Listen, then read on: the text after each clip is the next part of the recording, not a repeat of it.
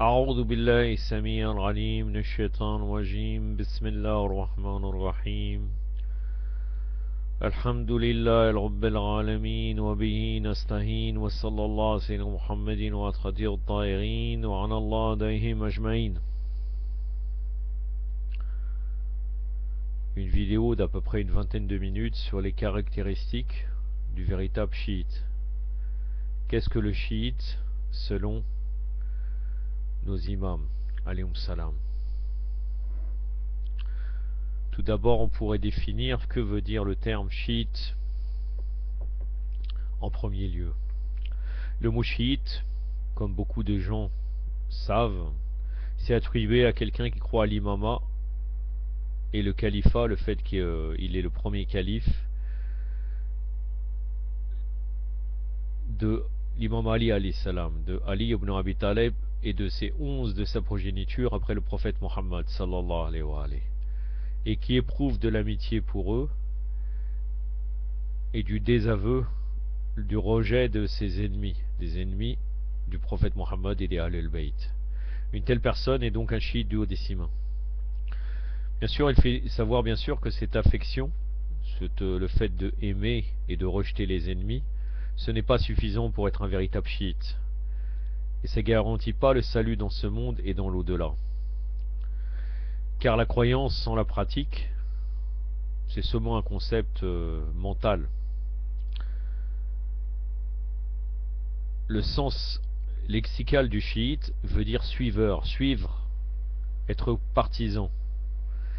Ceux qui s'appellent chiites sont ceux qui ont suivi l'exemple du noble prophète sallallahu alayhi wa alayhi, de l'imam Ali et des imams infaillibles alayhum salam ajmaïn, dans leur discours, comportement et éthique.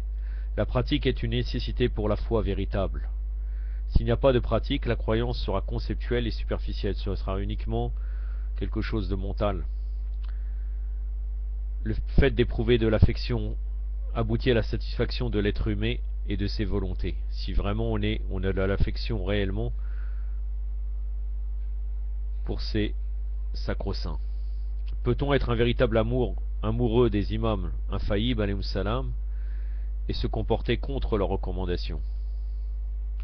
Donc pour avoir une meilleure connaissance de vrais chiites, il faut se référer aux déclarations des imams infaillibles alayhim salam.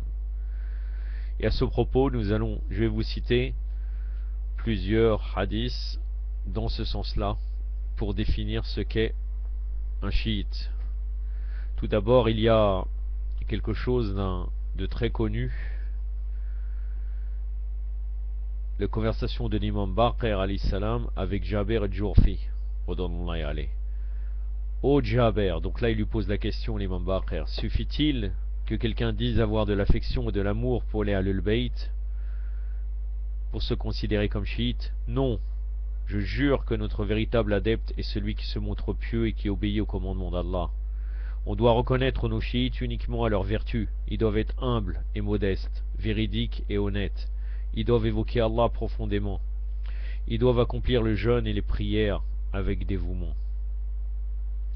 Ils doivent traiter leurs parents respectueusement et se montrer aimables avec les pauvres et nécessiteux, les voisins, les débiteurs, c'est-à-dire ceux à qui on doit de l'argent, et les orphelins. Ils doivent réciter souvent le Saint-Coran. Ils doivent dire du bien des autres et bien garder le dépôt que leur confie leur relation. Sois donc toujours pieux, crains Allah et fais de bonnes actions. Allah n'est partial envers personne. Les meilleurs serviteurs d'Allah sont ceux qui surpassent les autres par leur piété et leur obéissance à Allah. Ô Jabir, l'homme ne peut se rapprocher d'Allah qu'en lui obéissant. Selon notre opinion, seul celui qui ne cherche aucun prétexte pour désobéir à Allah sera sauvé du feu de l'enfer. Celui qui obéit à Allah est notre ami, et celui qui désobéit à Allah est notre ennemi. C'est seulement par leurs bonnes actions et par leur piété que les gens pourront bénéficier de notre amitié. Vous voyez là, l'imam Baqir alayhi salam, pour se mettre au niveau de Jabir al-Jurfi, malgré que c'est un grand compagnon, il dit selon notre opinion. Mais en réalité, ce n'est pas une opinion, c'est la vérité. Ce qu'il dit, bien sûr, ce que disent tous les imams, nos imams infaillibles, est totalement la vérité. Donc c'est une manière de dire quand ils disent selon notre opinion. Maintenant nous avons aussi la conversation de l'imam al-Baqir alayhi salam avec Saïd ibn al-Hassan. Donc Saïd ibn al-Hassan rapporte sa conversation avec l'imam al-Baqir alayhi salam. L'imam lui a demandé: a-t-on l'habitude chez vous de s'approcher de son frère en religion et de prendre dans sa poche l'argent dont on a besoin sans qu'il l'en empêche? Saïd répond: je n'ai pas connaissance de l'existence d'une telle chose parmi nous. Cela montre qu'il n'y a pas de sentiment de fraternité parmi vous. Donc Saïd répond à l'imam: nous allons donc périr. L'imam lui répond: cela signifie que de tels gens n'ont pas atteint la maturité intellectuelle et qu'ils ne pratiquent pas ce qu'ils prêchent.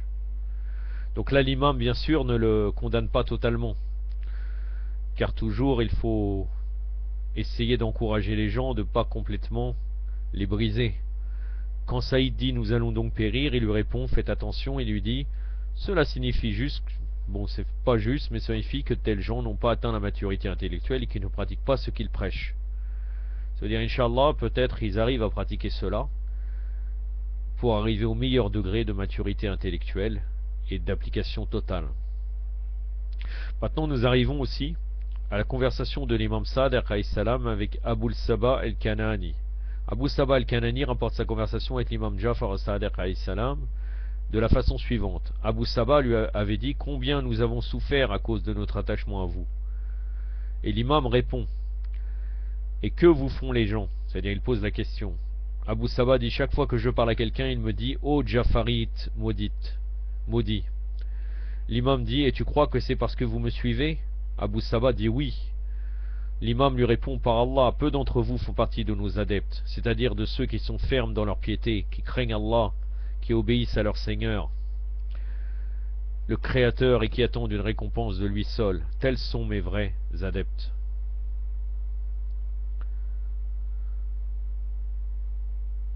Après il y a beaucoup d'autres propos de l'imam Sadiq alayhi salam qui définissent ce qu'est un chiite. Entre autres, je vais vous citer 4 hadiths. Le premier: n'est pas des nôtres, ni ne possède aucun mérite spécial celui qui habite un pays de 100 000 habitants ou plus, alors qu'il y a parmi eux un seul homme qui est plus pieux que lui. Donc ça veut dire que normalement le chiite est plus pieux que les autres, que les mukhalifin. Deuxièmement, nous ne considérons pas quelqu'un comme étant vraiment croyant tant qu'il n'a pas obéi à tous nos enseignements. C'est-à-dire, bien sûr, les enseignements des imams, ça traduit les commandements divins. La piété et l'obéissance à Allah et à sa volonté sont les signes distinctifs du croyant et de nos adeptes. Parez-vous donc de piété et de vertu, Allah vous couvrira de sa miséricorde. Le troisième hadith: ne sont pas de nos chiites ceux dont les femmes chastes ne sont pas considérées comme chastes dans les cercles privés. N'est pas non plus de nos chiites celui qui habite une ville de 100 000 habitants ou davantage, parmi lesquels il y a quelqu'un qui est plus pieux que lui. Donc les femmes des chiites, des véritables chiites, sont des exemples de chasteté, même dans les lieux où elles sont en privé, c'est-à-dire avec des gens de leur famille.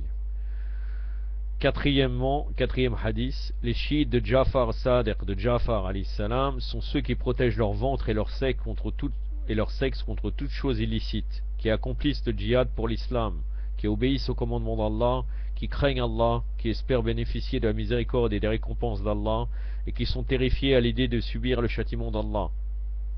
Si quelqu'un rencontre de tels hommes, il peut les considérer avec certitude comme étant des adeptes sincères de Jafar, donc de Jafar Sadiq alayhi salam.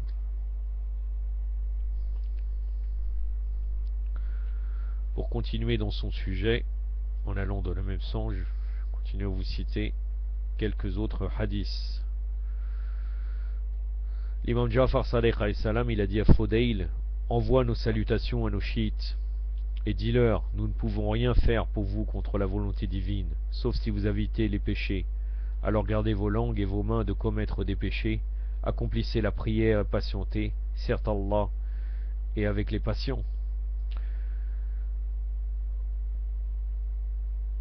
Je vous ai pas cité les références depuis le début, car les références sont à la fin du livre que j'utilise, et ce n'est pas très clair.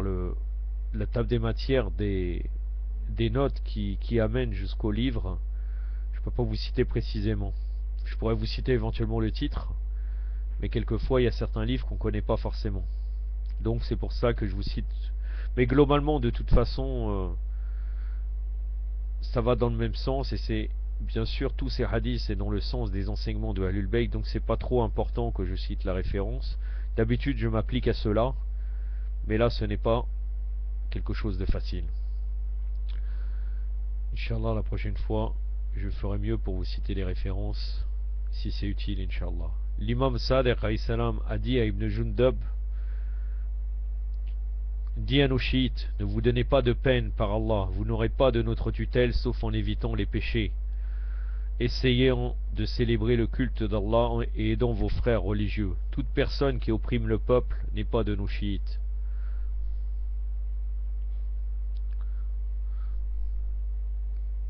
L'imam Sadiq alayhi salam nous dit: ô les chiites, ne portez pas atteinte à notre dignité, ne le faites pas devant les autres, soyez aimables avec les gens, gardez vos langues de péché, ne dites pas de mots inutiles et obscènes.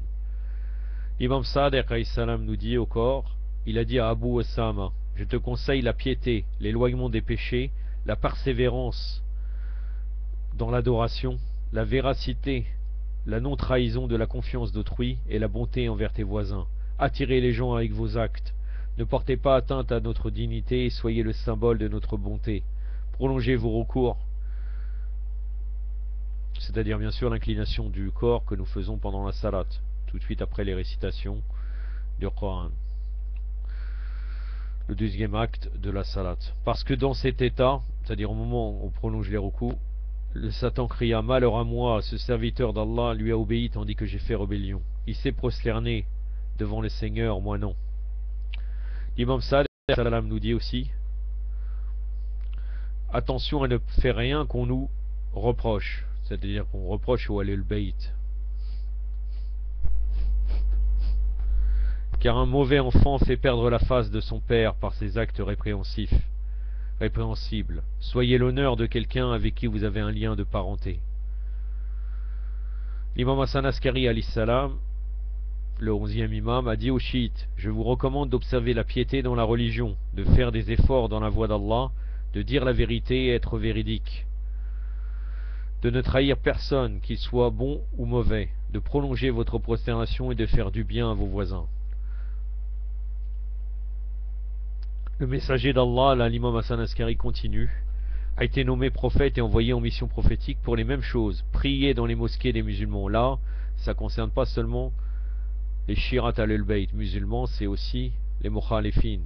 Escortez leurs cadavres vers le cimetière, visitez leurs malades et rendrez pleinement leurs droits, parce que quand l'un de vous est pieux et sincère, rend les dépôts à ses propriétaires et se conduit bien avec le peuple, on dira de lui: il est chiite, ce qui nous contente. C'est-à-dire, ça sera un moyen de propager Ahlul Bayt en visitant les malades des Mukhalifin, en allant à leur mosquée et en étant sincère avec eux et en rendant leurs dépôts. Donc là, l'imam Hassan Askari continue: soyez pieux et ne nous faites pas perdre la face. De cette façon, vous encouragez notre amitié et éloignerez de nous la mauvaise réputation. Certes, nous méritons ce qui est dit à propos de notre bienveillance, et nous ne méritons pas ce qui est dit à propos de notre malveillance.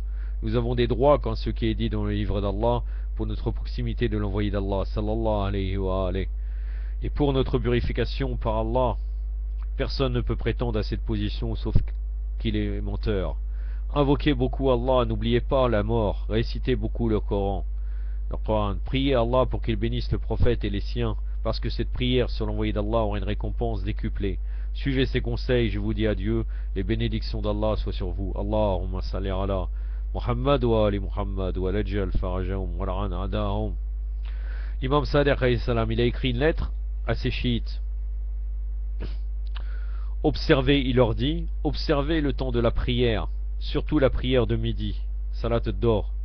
Priez pour l'amour d'Allah et accomplissez le qunut, c'est-à-dire le dua que nous faisons à la deuxième raka, tout de suite après les récitations obligatoires du Coran en étant debout, comme le Tout-Puissant a ordonné aux croyants dans son livre.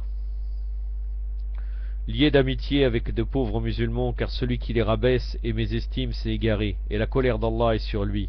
Mon grand-père Muhammad sallallahu alayhi wa alayhi a dit: Allah m'a ordonné d'aimer de pauvres musulmans. Prenez garde que quiconque humilie les musulmans sera humilié par Allah, de sorte que les gens le prennent comme leur ennemi.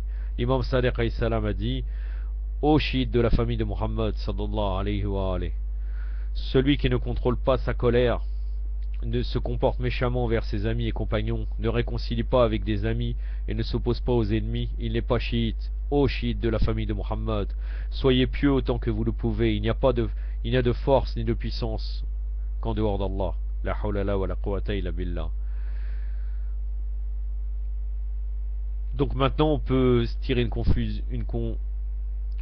conclusion en 7 points. Premièrement, la simple expression d'être chiite ou aimer les gens de la famille ne suffit pas de Ahlul Bayt. Il faut plutôt exercer les fonctions religieuses et éviter les péchés, et c'est les principaux signes du chiisme. Il faut aussi l'expression, le fait, bon bien sûr il y aura l'intercession, mais le fait qu'on se dit chiite, ça nous sauve pas du châtiment dans l'au-delà, mais il faut bien sûr accompagner cet amour avec des actes religieux obligatoires et aussi l'abstinence, avec les actes religieux obligatoires et l'abstinence des péchés. Troisièmement, si on accepte ou on confirme le fait qu'ils sont la wilaya des Ahlul Bayt, elle est possible qu'en observant les devoirs religieux et en évitant les péchés. Quatrièmement, celui qui obéit aux ordres d'Allah est l'ami des gens de la demeure prophétique, alayhim salam. Celui qui transgresse les règles divines est leur ennemi, même s'il exprime l'affection pour eux verbalement. C'est-à-dire, s'il dit je vous aime et qu'il fait le contraire, il n'obéit pas à Allah, il ne fera pas partie des amis des Ahlul Bayt, des Wali des Ahlul Bayt.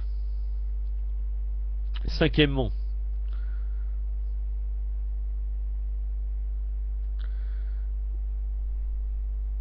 l'obéissance des Ahlul Bayt n'est pas une immunité de l'enfer et la clé du paradis. Car bien sûr, en premier lieu, ça revient à Allah Azza wa Jal. Cela dépend aussi de nos actes. Ce n'est pas le fait uniquement que nous suivons Ahlul Bayt verbalement. Sixièmement, les imams infaillibles, alayhim salam, ils ont demandé à leurs adeptes de rendre les gens optimistes à l'égard des gens de la demeure prophétique, alayhim salam, par la bonne manière et conduite, et de ne pas leur faire perdre la face en commettant des péchés. C'est-à-dire que le chiite, s'il se prétend chiite, doit forcément avoir que des bons actes. Le prophète sallallahu alayhi wa alayhi et les imams, bien sûr, étaient des musulmans pratiquants. Ils étaient sérieux dans l'intention d'accomplir les actes obligatoires et d'éviter les péchés. Il était en accomplissant les actes recommandés et évitant ceux répréhensibles. Ils étaient les premiers à leur époque à observer la bonne conduite et les bonnes œuvres.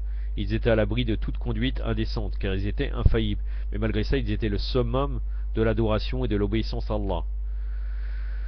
Donc les musulmans et les chiites, bien sûr les chiites en particulier, ont comme devoir de suivre l'exemple de ces gens à l'essence spirituelle pure.